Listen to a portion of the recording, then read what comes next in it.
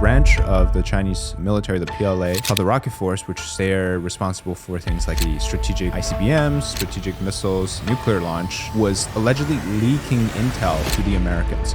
It was critically important about the operation capabilities of the Chinese military. And this got basically the foreign minister involved, who his name is Qin Gang. He's somehow involved in this. And then around the same time, you also had other rumors saying that the top generals of the Rocket Force have disappeared. So this all happened, like you said, in April. And it was really not noticed by the public until Qin Gang met with the deputy foreign minister of Russia on June 25th. The day after that, he disappeared.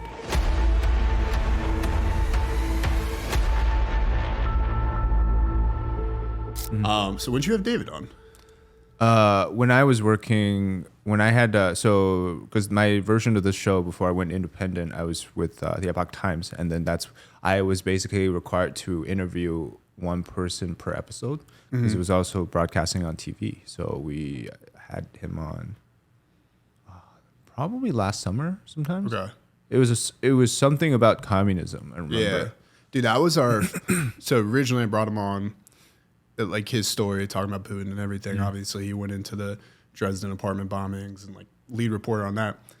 I didn't expect, but the first 2 hours of our conversation were purely just about communism. Because when you hear him delve into like the Red Terror and just go into a lot of the aspects you can compare to what's happening to today too.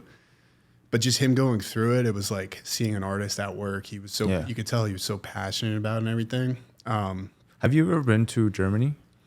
I have not. My dad actually goes all the time. Yeah, though, if you get a chance, I went to Dresden recently. Well, not recent, but like last year.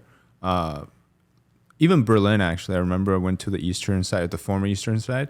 You could see the glaring contrast between the. I've heard that before. So it's like when you go, like there's legitimately a line of separation where you can even see just architecture and like how everything. Yeah, that's pretty crazy. And then even the building heights too. Because the eastern side of Berlin is their apartments are rather low, like height wise, compared to the western side. And I remember because we went through Dresden to get to which country was it?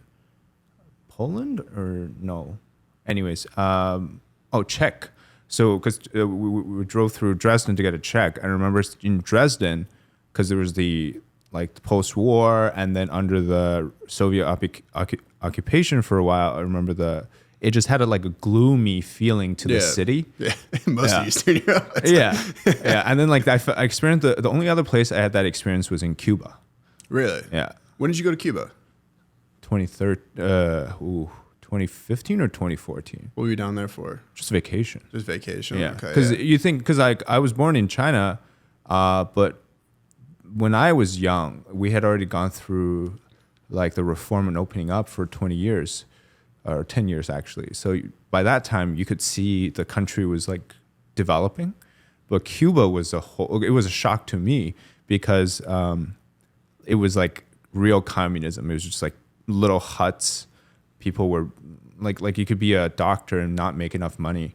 Yeah, you're a taxi driver. Taxi driver, you make more money. Yeah. So crazy. That's actually interesting. What was the feeling, I guess, for people from China, you, especially your parents in that situation, grew up with communism, and there's so much fluctuation in that word. But going from there to Cuba, how different is communism between the two countries, especially with the open up period? And then, I guess, what is Cuban communism if we're kind of comparing the two?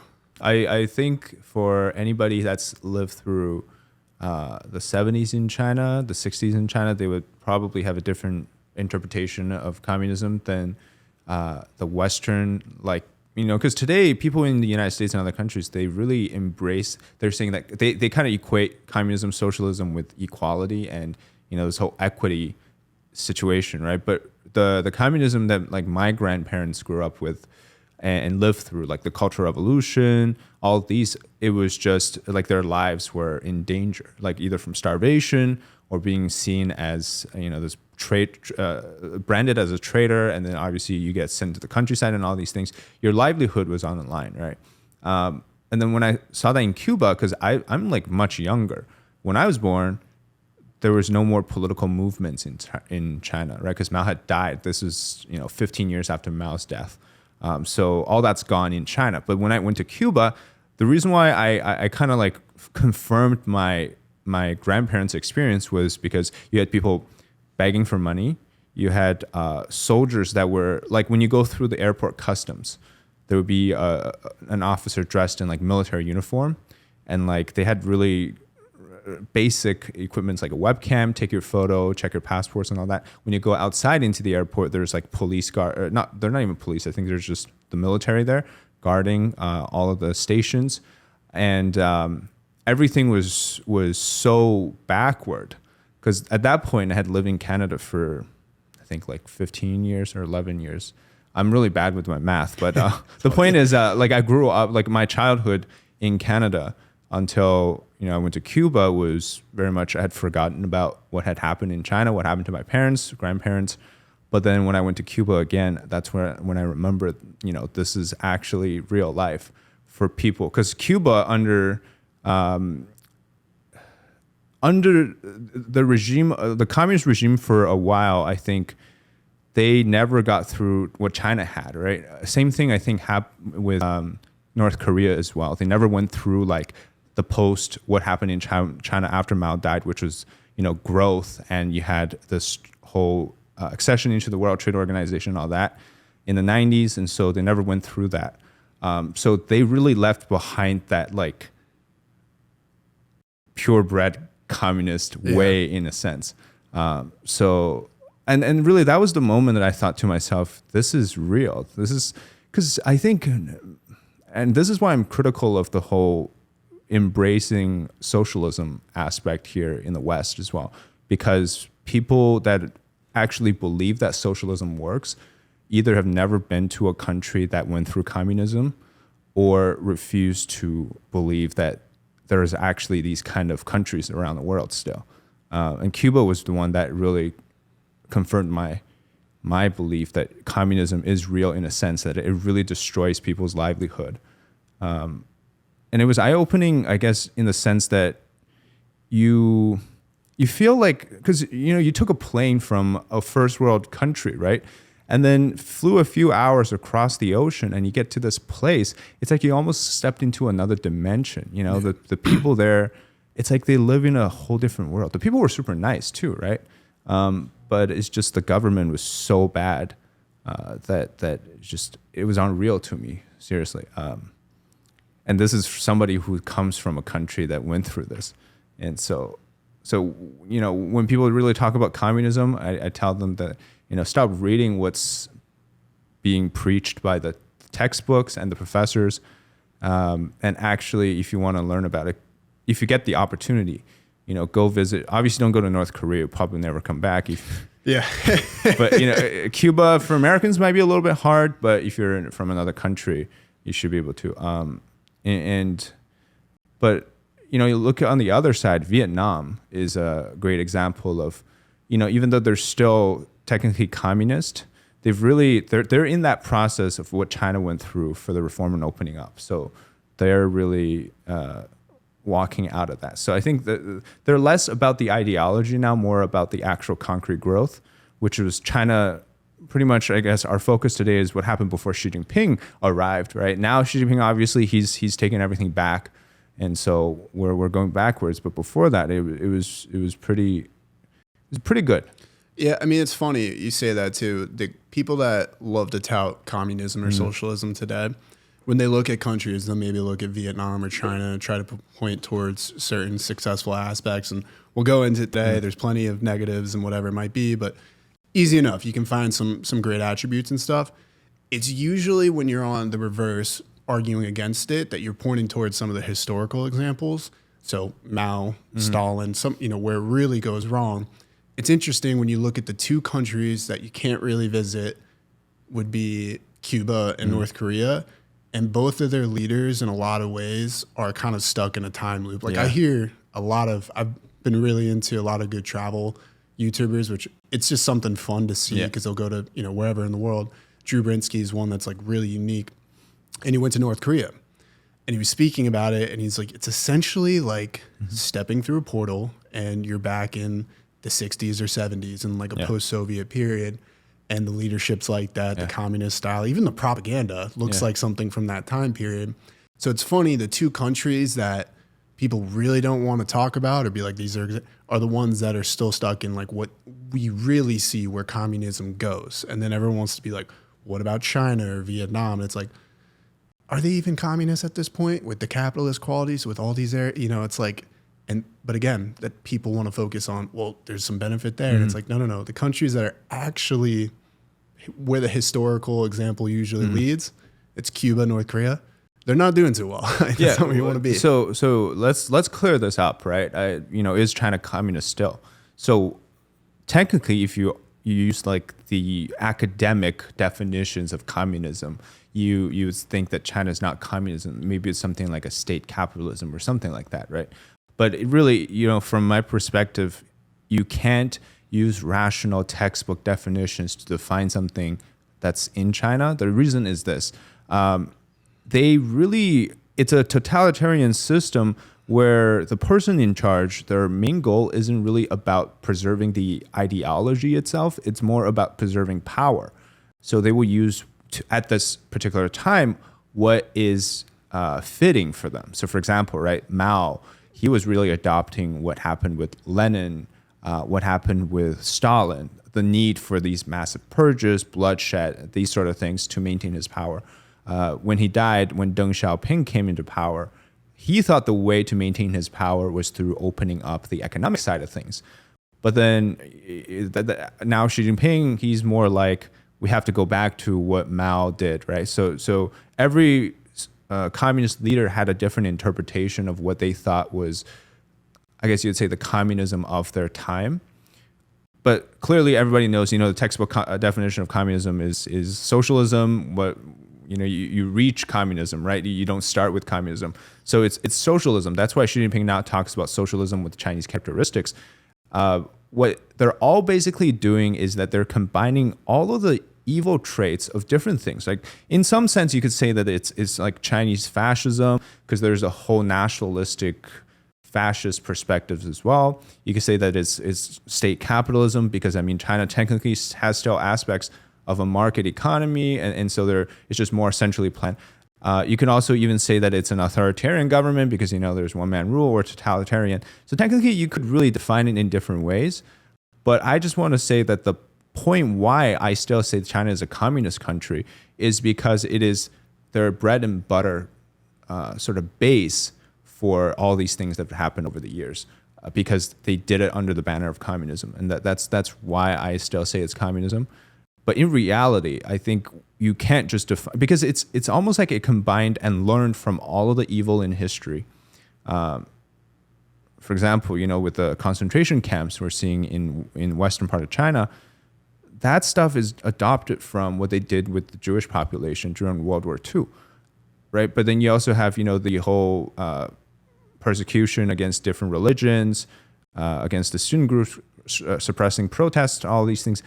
Those are also adopted from different sorts of dictatorial regimes over the years. So it's very hard to define China as sort of say, and I always get comments like these on my videos. They're like, no, China's not a communist country. They're a state plan economy, whatever, right? That's not the core of the argument. The core of the argument is they've used communism to justify their means and to do the things that they've done. So, to me, that sounds like a communist country to me. So, what is going on, ladies and gentlemen? I'm going to make this quick and get you right back to the episode, but just want to say, if you're enjoying thus far, you could do me a massive favor and hit that subscribe button if you're on YouTube, or the follow button if you're on Spotify. This will help make sure you catch all future episodes. And if you continue to enjoy, make sure to leave the video a like on YouTube or a 5-star review on Spotify. Finally, remember to share the episode with friends on social media, really anything else that can help us continue to grow. You guys are the best. Thank you for your support. And with that, let's get back to the episode. Yeah, and if you look at when the Soviet Union is a perfect example, pretty much every leadership was a new version of communism. But the foundation of the Soviet Union, we were talking about David earlier. This is something he laid out very, was essential to kind of how the Soviet Union developed, was Trotsky versus Stalin. And Trotsky looked for communism to spread everywhere. He didn't want a centrally planned state. He didn't want Russia to kind of be the epicenter at that point, Russia and its satellite states, but whatever it might be, he looked at it to be kind of like a world dominating type of system, while Stalin was just, we're focused on countries within the Eastern Bloc, kind of set the foundation, obviously, once Stalin got into power, what ended up happening. But it is interesting because a lot of people think that, again, like there's specific characteristics it has to hit. But when you look at the history of pretty much any political system or economic system, whatever it might be, it's the leadership of that day, the modern, the characteristics that are surrounding it. That's what's going to dictate how that system's set up. So there's always a foundation that's there. Yeah. But as you're highlighting, it just foundation being there is kind of what allows it to have that general definition. And then you add in some of that extra pieces is what fits it to that country specific for that day or whatever it might be. Yeah. So jump to one of the main points. This popped up. So I wrote this down just so I made sure I was actually able to speak this properly. But so Tuesday, October 24th, 2023, President Xi Jinping made it official. Minister of National Defense, I'm not going to who, was out along with Xinjiang. This was just the first of many removed under Xi Jinping. Essentially, he started what was known as a massive purge. Then, earlier this month, a Bloomberg article came out and was released about China's military quickly falling apart, in many ways having massive levels of corruption. With reports of ICBMs and other missiles being filled with things like water and massive fundamentals being severely underprepared, and China maybe not even being able to actually be ready for a war for a number of years. So this report was massive, and I actually, originally when we were going to set this up, we were talking about some of the pandemic that was starting to brew there, but this obviously kind of takes centerfold. It's a massive announcement. So I guess first, can we get into the purges that happened in late October, early December? What was Xi's idea there? And maybe some of these essential figures that we're seeing are getting purged out of the CCP. So during the how do I even begin? So this really all started as a rumor, and you'll see this pretty often now with news coming out of China. A lot of it starts as a rumor, so to speak, but then quickly turn into a confirmed story. So what started as a rumor was a branch of the Chinese military, the PLA, called the Rocket Force, which they're responsible for things like the strategic ICBMs, strategic missiles, nuclear launch, all of these things, was allegedly leaking intel to the Americans. And this got basically the foreign minister involved, who his name is Qin Gang. He somehow, this is still the rumor, right? He says he's somehow involved in this. And then around the same time, you also got other rumors saying that the top generals of the Rocket Force have disappeared. So this all happened, like you said, in April. And it was really not noticed by the public until Qin Gang met with the deputy foreign minister of Russia, Rudenko, I believe that's his name, in June 25th. On June 25th, the day after that, he disappeared. And so people started to wonder, what happened to this guy? And then we started digging into the whole story. It turned out that Qin Gang, while he was the Chinese ambassador to the United States, was involved in this affair with this Phoenix TV host. And there was a whole line, right? So at this point, it was like rumor mills all over the place about how does the foreign minister, the Chinese Rocket Force, and this TV host having to do with this leak of critical information to the Americans. And then it basically began, almost a year long now. Like obviously by next April will be a year, but things are still being uncovered. But at that point, this is summer of 2023. It's by now all but confirmed officially that Qin Gang had disappeared. Remember, that was when the TV reporters in Beijing would ask the foreign ministry spokesperson, the whereabouts of Qin Gang. And her answers were just super shocking. She's like, oh, I don't have anything to provide to you, basically. So, if Tony Blinken disappeared one day, right, the Secretary of State, everybody would be freaking out because, and then the Biden administration didn't give us an answer, everybody would be freaking out. So that's what happened in China. And then a few months later, the defense minister, again, this started as a rumor saying that, oh, he's been arrested and he's been purged. And then so throughout last year, we basically got to hear that both of them have been removed from the party for reasons unknown to this day. We still don't have a concrete reason as to why they're removed. Suddenly they're just gone. One day they're sitting at a table, they're in public, and then the next day they're just gone. So that's the state of China right now. Is top. And by the way, these two guys, they're supposedly close aides or trusted confidants of Xi Jinping, because Qin Gang, particularly the foreign minister, he had been promoted by Xi 3 ranks through the foreign ministry. So he was the ambassador. He had to become, head of departments before he became the foreign minister, but he was just promoted to foreign minister. And so what I'm trying to get to is, why would Xi get rid of somebody who he trusts so much? It must be something big, right? So people started questioning maybe the whole leak with the intelligence, the rocket force, and Qin Gang himself had something to do with each other. And then so I think since November, we started getting reports saying how he was involved in leaking the information, right? Now, what you mentioned just now with the Bloomberg article, he's saying that, these ICBMs are filled with water. The lids on these missile vents in western part of China, they're you can't even open them. So this unpreparedness, how did we get this information? So some speculate maybe we got it as a part of the intel leak, all the way back to April. Can you explain what the intel leak was in terms of the general intel leak that the U.S. was able to receive here? So we don't have a comprehension as to the size of the leak, but we do know that it was critically important about the operation capabilities of the Chinese military. It had to be something, because so if you think back now, right? If it wasn't something bad, why would she purge, I think now there's 20, 30 generals and however many else, lower ranking military officials from the military in its most important branch, which is the rocket force, right? This is where the nuclear launch happens. And then they're getting rid of all those people. They replace them with outside generals from the Navy, the Air Force. Now, there's something interesting about the rocket force is that their entire branch is a homegrown, home-developed system, in that there's a very big brotherhood aspect to it. So, you start out as a low recruit in the branch, and you work your way up, and then you develop within the system, right? So it's almost like it's a clique of itself, or it's a fraternity of itself, where you don't have outsiders come because you don't have the respect within the department. So for them to have an outside generals that come in, people were saying that this is not going to make the operation capabilities of the rocket force any better, because you now have a general who doesn't have an experience with the rocket force, comes from the Navy or the Air Force. How are they supposed to lead this branch? It's a huge thing in China, because even within the Chinese military, there's a bunch of different factions, right? Corruption is a huge issue.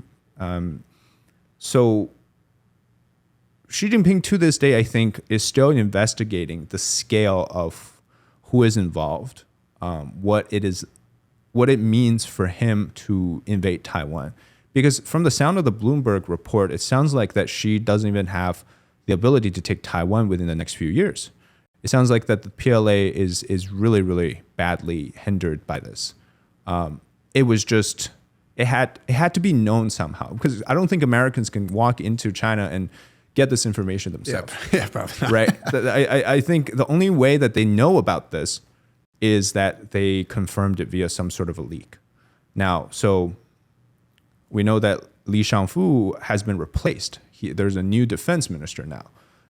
He is obviously a yes man to Xi Jinping. He's very loyal to him. So is everybody that before him. But we'll see how long that goes, right? Because the whole thing about Xi right now is he's walking a Stalin path. He's one day, like I said, you could be sitting here, we can be talking. The next day, that person will be gone. And you're afraid to ask what happened to this person, because then you could be the next person to disappear. That's the state of the Chinese military right now. And I think the one point is we still don't understand who leaked the intel. Because some people say it's the military itself. Some say it's Qin Gang, the foreign minister. Some say it's the Phoenix TV reporter. that he had an affair with. So it's a very complicated issue, right? But I don't think that's the big problem. I think the big problem for me is how many people is actually loyal to Xi Jinping at this point.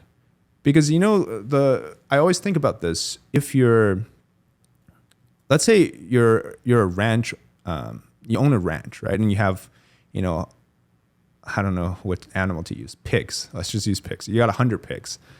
So you kill one in front of the other 99, right? That's gonna be pretty shocking to the rest of them because you slaughtered this pig right in front of the other. But over time, people will forget. But then what happens if the frequency of the slaughtering becomes so high that you're doing this, maybe you're doing 5 at once or 10 at once, right? Eventually you run out of people, or pigs in this case, to kill. And I think that's what's happening with Xi right now. He's basically killed all of the pigs that he has, so he has to buy more. But he's probably going to end up killing more because those that are left, they're going to start building a fear that they're going to be next. And I think that's really the state of China's military right now. So that's why I keep telling people, like, the chance of them invading Taiwan, I think, is relatively low. Not because they don't want to, but because I think they're not ready to.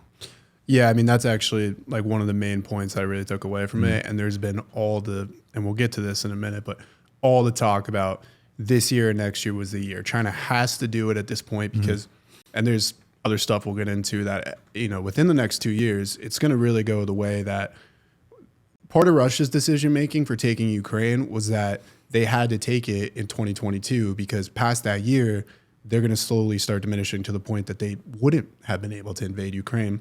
China's starting to run up against that as well.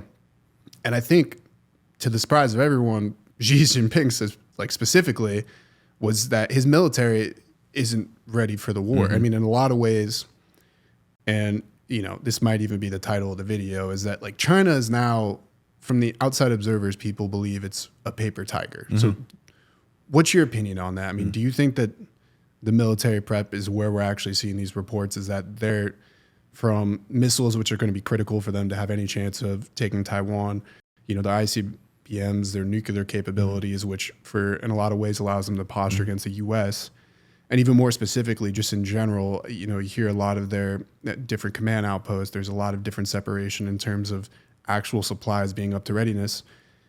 Is China a paper tiger at this point?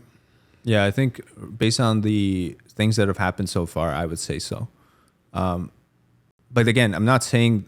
So there's a huge difference between preparing for the invasion and actually doing it, right? And there's also a huge difference between being aggressive, like flying planes over Taiwan or sailing boats across the Taiwan Strait to an actual invasion.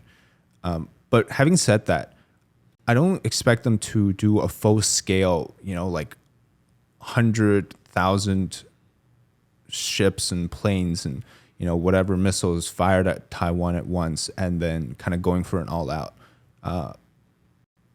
The reason is, so I'll talk about the opposite first, right? So a lot of people say that, look at before World War II, Nazi Germany, they needed somebody to hate. So they exported that attention to the Jewish population. And then so they're saying all of our issues are because of the Jewish people. And so it gave Hitler the legitimacy to destroy this population.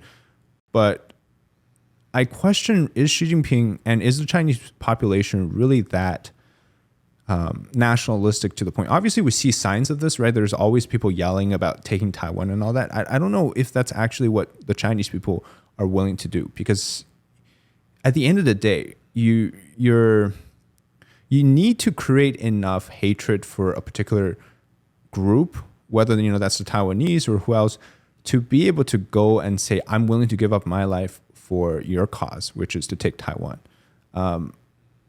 I honestly question if that is really enough resolve, if there is enough resolve in the Chinese people to do that. But now my argument for this is that, look at China's economy. Since the beginning of 2023, they've started to go downhill. Essentially, they've not climbed up, and they're expected to continue to do that. At some point, we have to be realistic about how wars are fought today. just look at Ukraine. If Ukraine hadn't received that much support from every other country around the world, they would not last, right? Wars today are fought with money. And I think if China doesn't have enough money with its just constantly crashing economy, I don't think they can sustain a war, because this comes, like when you're going to war against Taiwan, you're not really going to war against Taiwan. You're going to war against the United States, Japan, Philippines, Australia, whoever else has an interest in the Taiwan Strait. So you're not really just doing this, because the difference between Ukraine and Taiwan is Ukraine's fighting pretty much the battle on their own. There's no NATO involvement directly. There's no another military force that's intervening into the war. It's just Russia and Ukraine. But when it comes to Taiwan, it's going to be different. It's going to be Taiwan, the Philippines, Japan, the United States, and a coalition of different countries that will come and help. And I have no doubt about that. So with that being said, China's calculation, they have to make sure that they can actually do this, because if they don't and it backfires, then Xi Jinping is going to lose his power, because you're basically sending everyone to go die. So combining the domestic problems with what I think is a big risk for his own power, plus all the outside factors with how many different countries will be involved, it's a really bad decision for him to do. Now, I often make fun of Xi Jinping, saying he's dumb and stuff, but I think he knows some stuff at certain points when to turn back, even though it seems extreme, because one of the example is after November of 2022, he suddenly lifted the lockdown, because before he was all about this pandemic lockdown, but then he suddenly started seeing the signs how bad it was, so he turned back. And so I think he's willing to change. It's just he's every time he does something, it backfires, but he's willing to change. So I think the rhetoric is still there, but the actual invasion, I don't see it happening. But I do think we can expect some more aggressions across the Taiwan Strait. But we'll see, because I think the domestic situation is going to get even worse from this point now, which is already really bad. Exports are, I think, at the lowest in 10, 20 years. Stock market, the domestic shares, it was supposed to be 2,900 points. It's down multiple times, down to 2890, 2880 kind of thing. So it's crashing. The domestic shares, the unemployment issues, they've tried multiple rounds of trying to rescue the economy, and it has done nothing, basically, because there's simply no eagerness from the people to spend money, to work for it, because overall, there's a lack of confidence in China. And I think, amid all this, I think that's the difference between what was happening now to what was happening in Nazi Germany. It was obviously I didn't live that long to know, but I think at the time they had they were more riled up, in the sense that they were willing to go and sort of fight for a change. But I think the Chinese people today, they're not willing to do that for the government.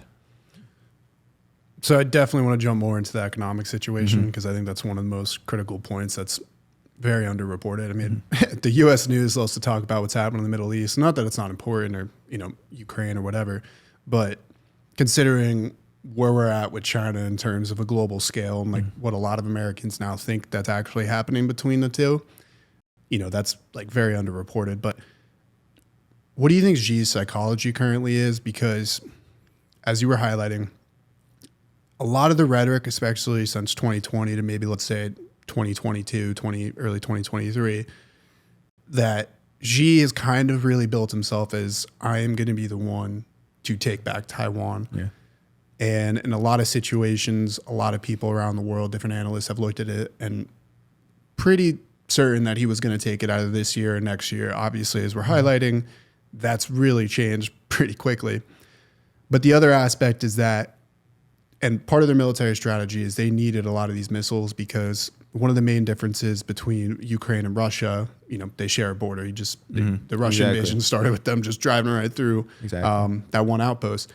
To actually be able to invade Taiwan, it's a massive outing, and missiles were going to be critical to it. And now it seems that the one thing, and Xi was a key player in actually their missile development program, as you were kind of highlighting at the top here, it's a failure. And without that, there's no shot that they would be able to take Taiwan. So in a lot of ways, these are kind of two of Xi's most critical items and, his biggest promises and I guess his biggest goals for his leadership to be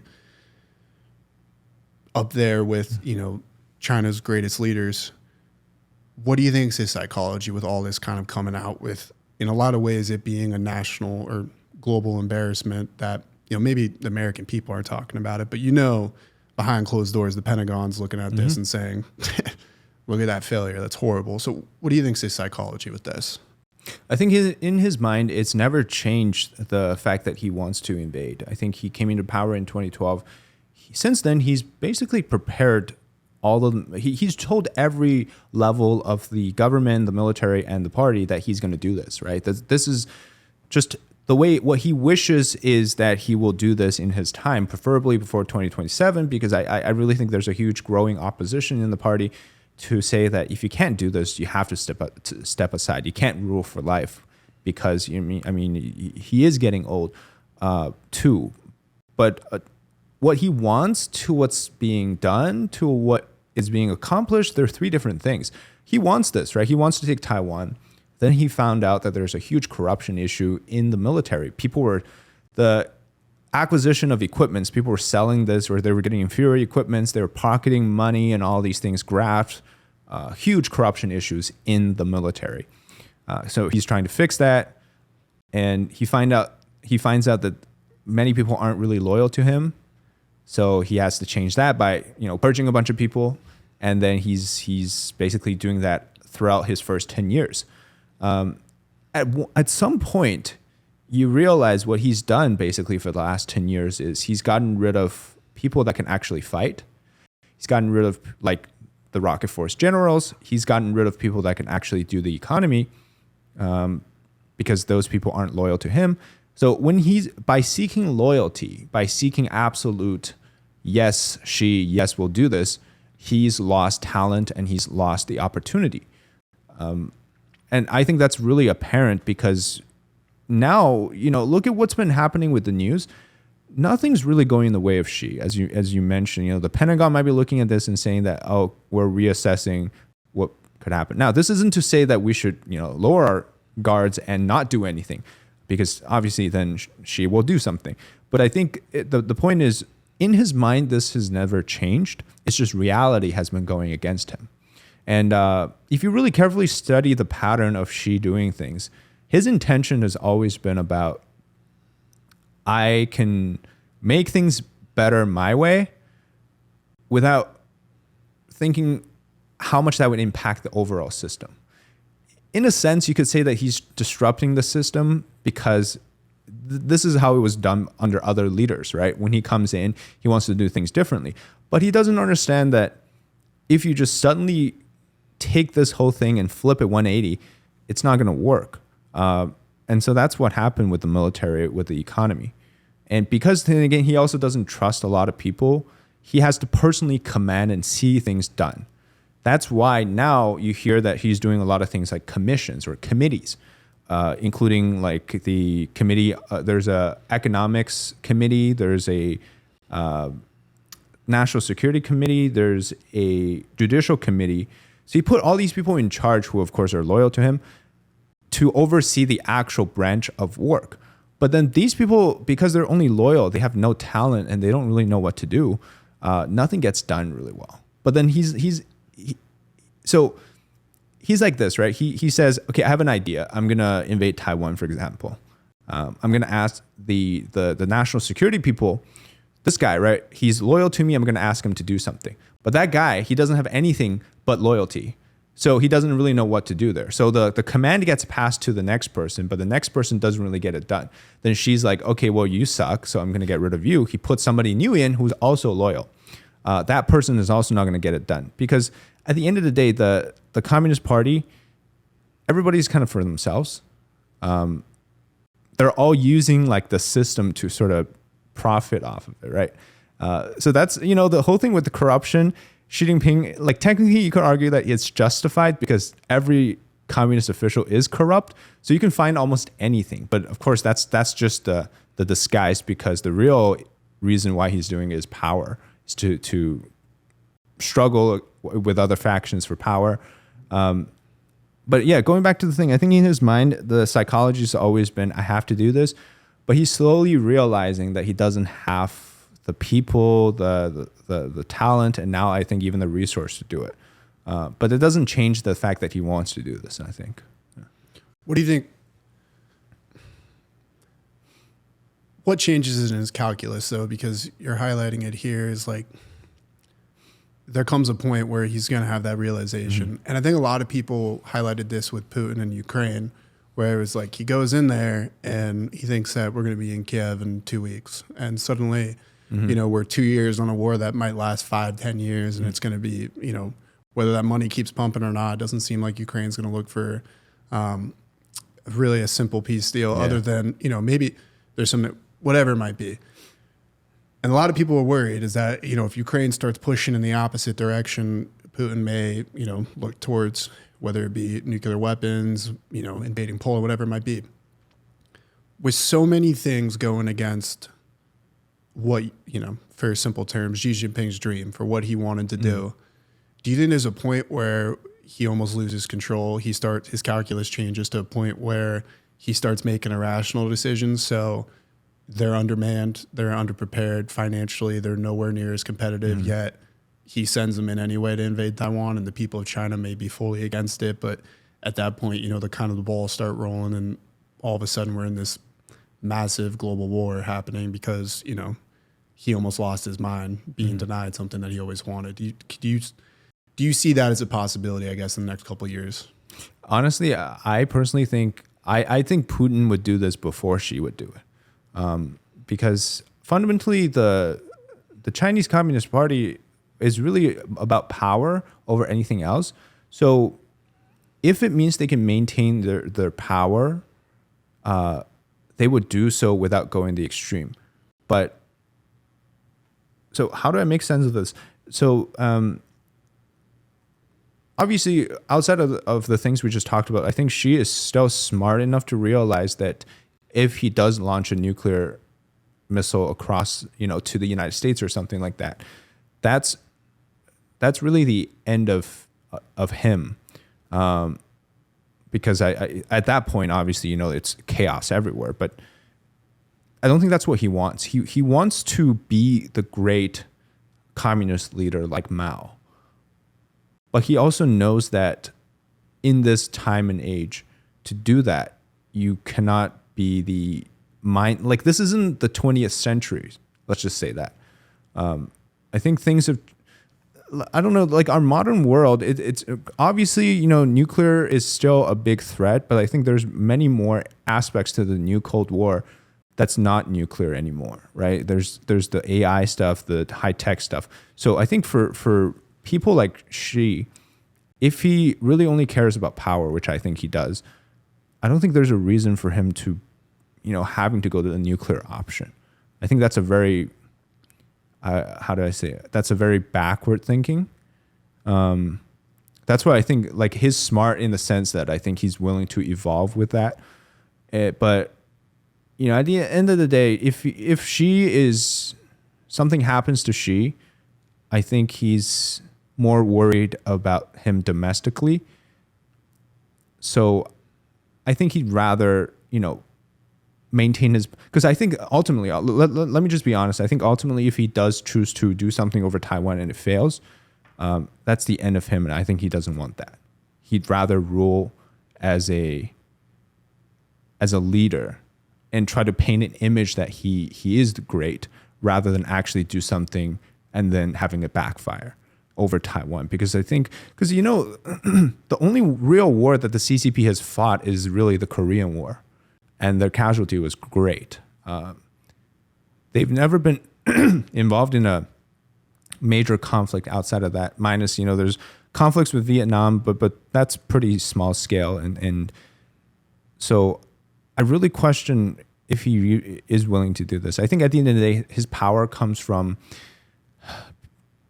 ruling over the idea that, he's going to do something. But I don't. Yeah, I question if he's willing. He has that resolve to do the nuclear stuff. But I think Putin is actually somebody that is more. But I don't think Xi would do it. I think I tend to agree with that. I think there's a level within Chinese culture too where there's a willingness to go back to the drawing board and say, let's plan for the next 100 years. Let's figure this out. Let's reset.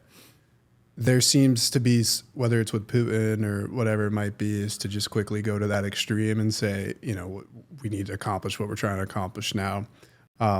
So I would tend to agree. I think we can get into this a little bit too, what the future outlook would be, whether that's with Xi in the picture or not. But I tend to agree, I think. And that's where, again, I think the highlight of this episode is going to be is I don't think that they're going to make a move on Taiwan anymore. And I purely think that's because of everything we've seen, like you were highlighting. Everything they've been wanting to do behind closed doors has actually been going the opposite direction. And, I think it's become to the point where they're starting to slowly realize, we have to change our tune on the global scale and, how they're approaching situations. I guess another really important one that just happened a couple of days ago that was another loss for Xi and the CCP is, and apologies if I'm pronouncing this wrong, but Lai Ching-te Yeah.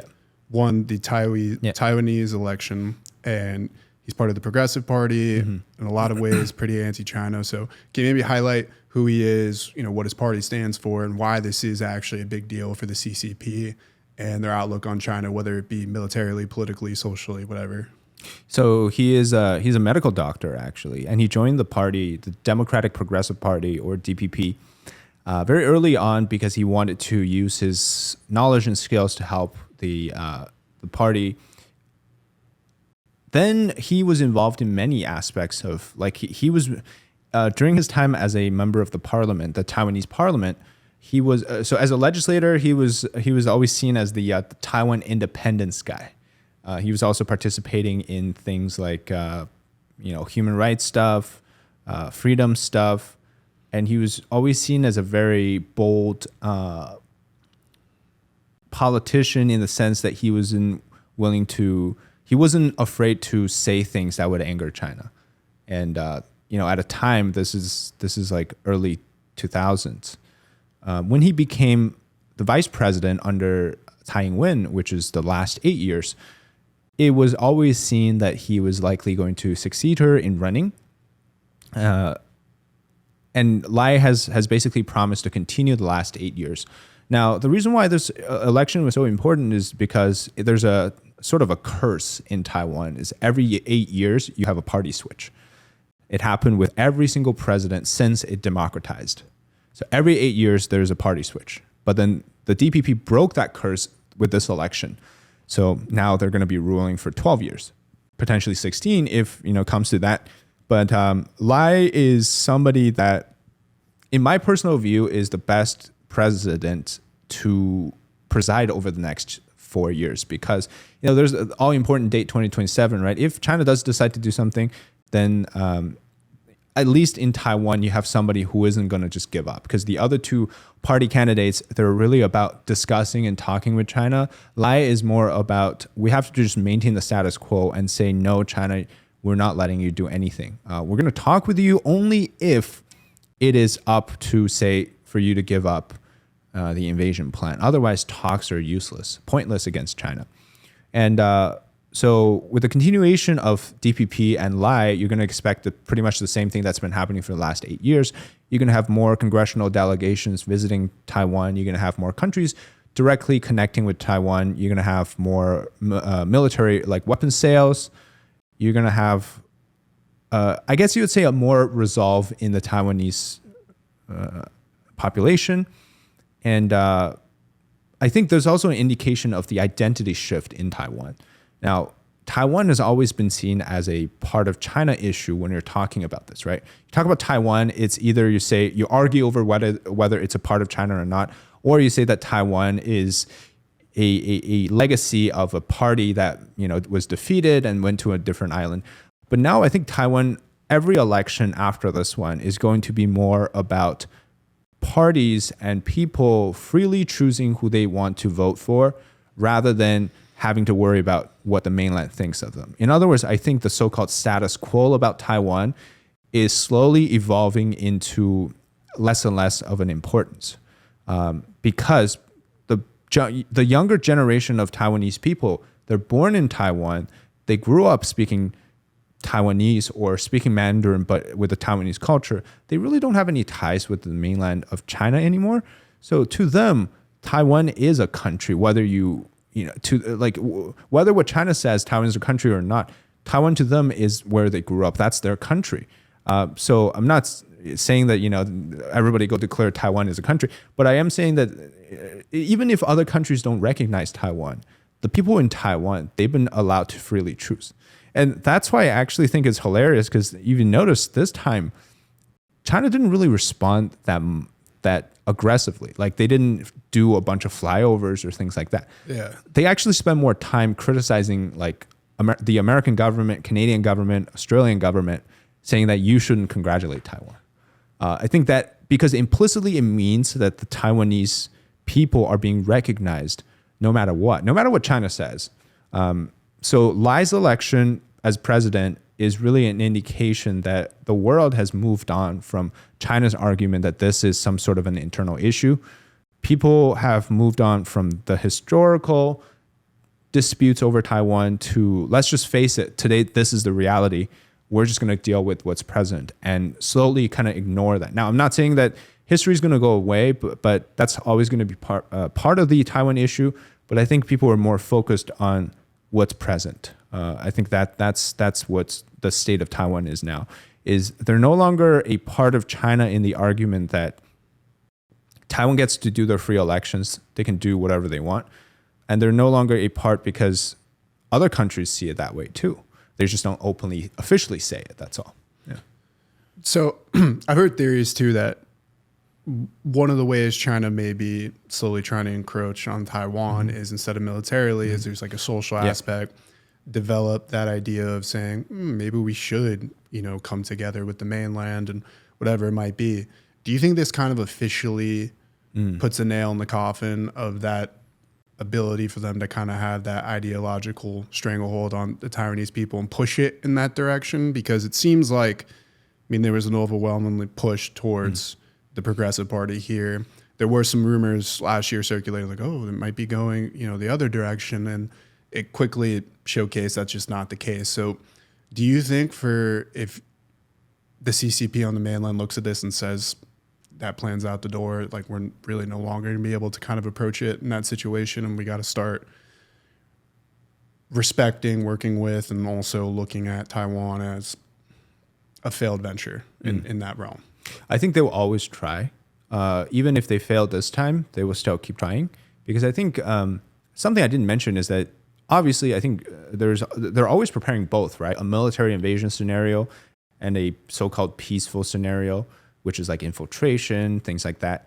They're always preparing for both because clearly they'd rather take it without firing a shot, right? Nobody wants to lose millions of lives and billions of dollars in a war if they can just take something for free. So they're always going to be trying.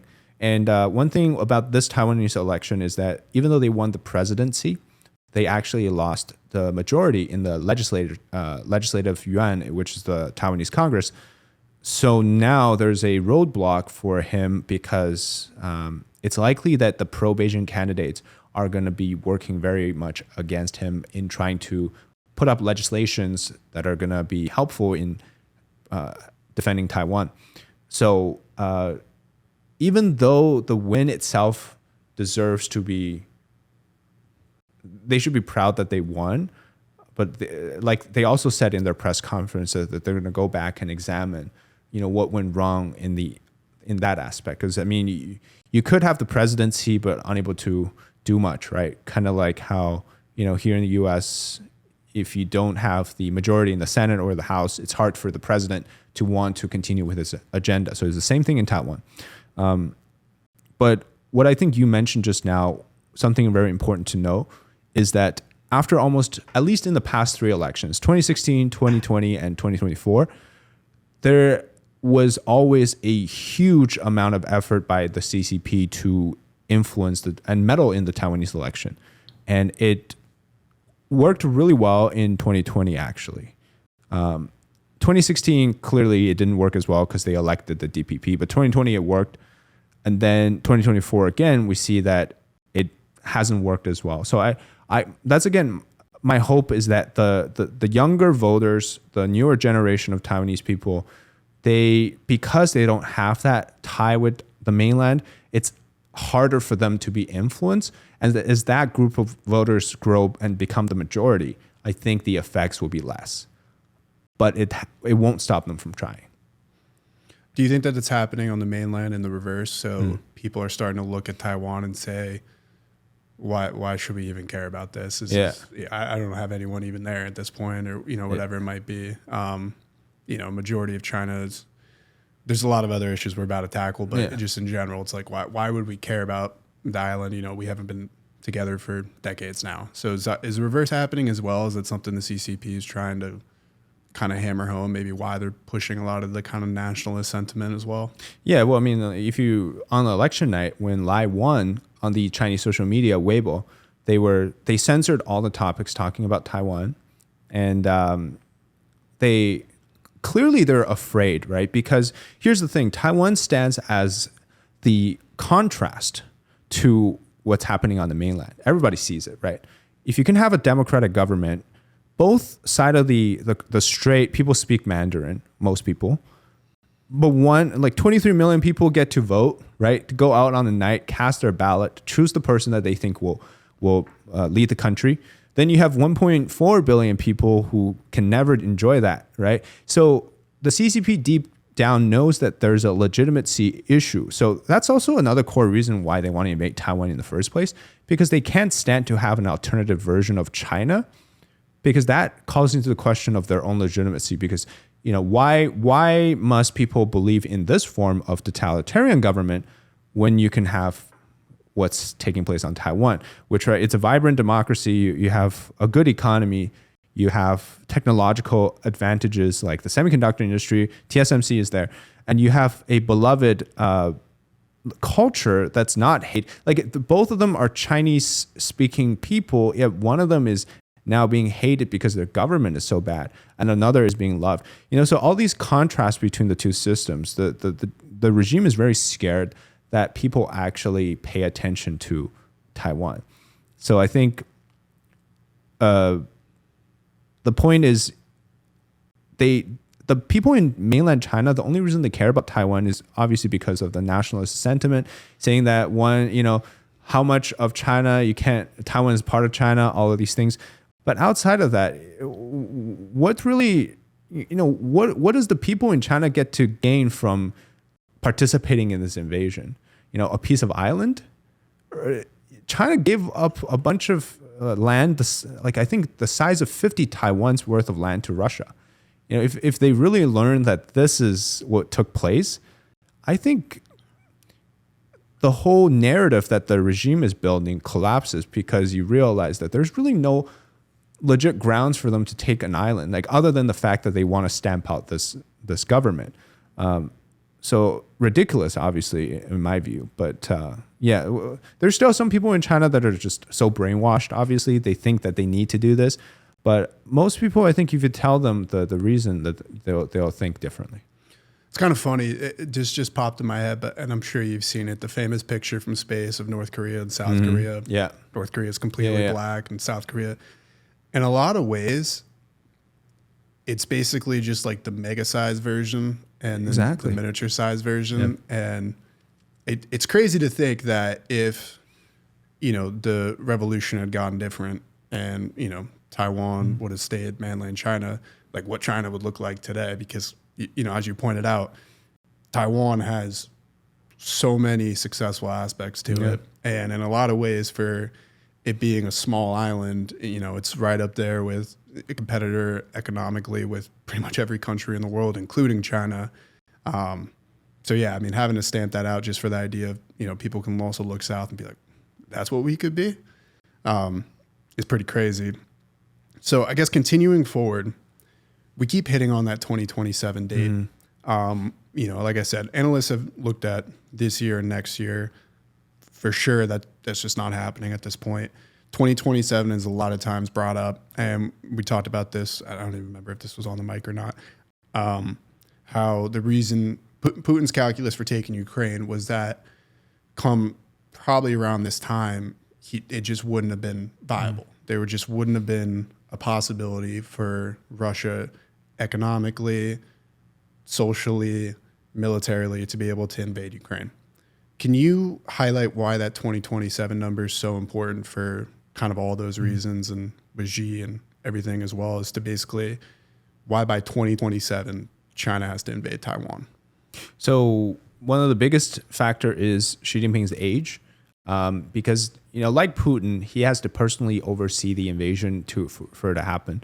Now we're already getting some news like Putin has some issues, right? He sometimes you see videos, he walks kind of funny and all these things. Same thing with Xi. The health of the dictator is very important, because if he personally wants to see the war, he'd have to be cognitively ready for that. And we know what happens if somebody is not cognitively ready to oversee something. Like, it obviously isn't going to go well.